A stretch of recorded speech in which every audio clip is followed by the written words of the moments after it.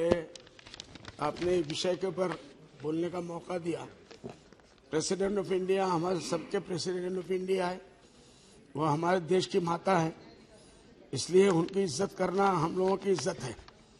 ये और बात है कि सर मैडम को भी, हमारी देश की माता को भी इस मर्तबा जो भाषण दिया गया है उसमें बहुत से मिसगाइड किए गए और ऐसा लगता है कि उनको इस बात का एहसास भी नहीं होने दिया कि इस मुल्क में मुसलमान भी रहते हैं, जबकि जो है इस मुल्क की आज़ादी के अंदर मुसलमानों का उतना ही बड़ा अपमान है जितना दूसरे मुल्क के लोगों का है। कोई एक कदम भी पीछे नहीं है और देश को बनाने में उन्होंने बड़ी कुर्बानियां दी है।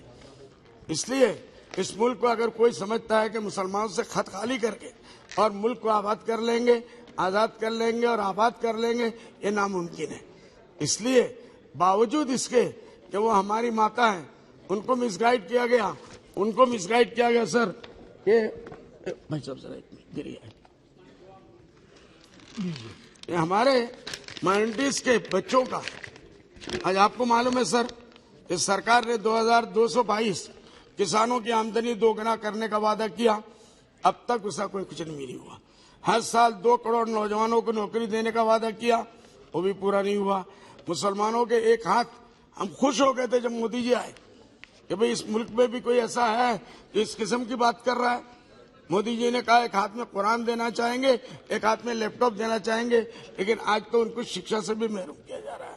उनके जितने वजीफे थे सर, इसके बावजूद वो सारे वजीफे बंद कर दिए गए।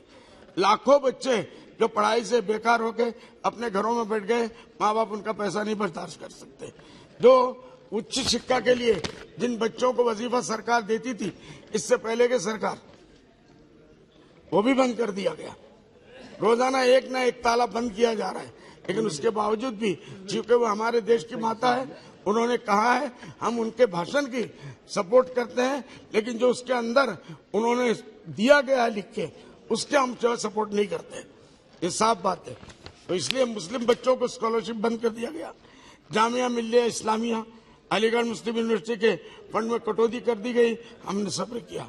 आसाम में बगैर ऑल्टरनेटिव जगह दिए हुए सिर्फ मुसलमान चुन चुन के उनको बेघर किया जा रहा है, बुलडोजर उनके घरों पर चलाया जा रहा है।